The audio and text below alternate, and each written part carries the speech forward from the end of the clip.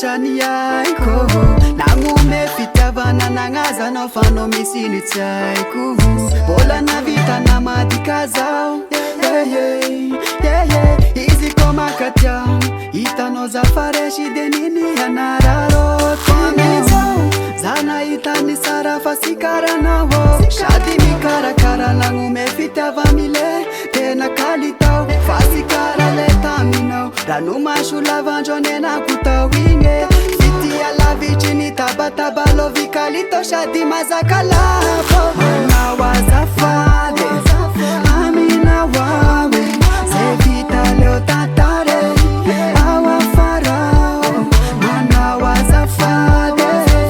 aminao awe fa nahita vaovao zaho sy karanao.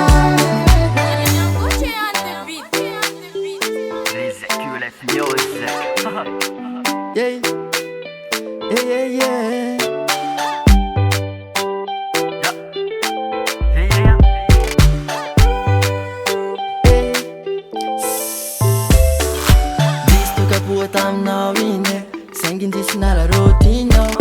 nula lovinao zao kay fitaka le bikanao zay montimontina na mbola miaraka atsika hoe de sako saady nilaza hoe nitsika tsandrany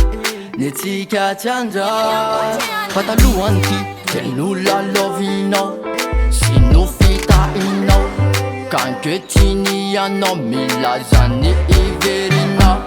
fa zafatsy mavita mitsojananao sisany azoko atao hoe manao azafady aminao awe zay vita leo tantare ao afarao manao azafady aminao awe fa nahita vaovao zaho sy karanao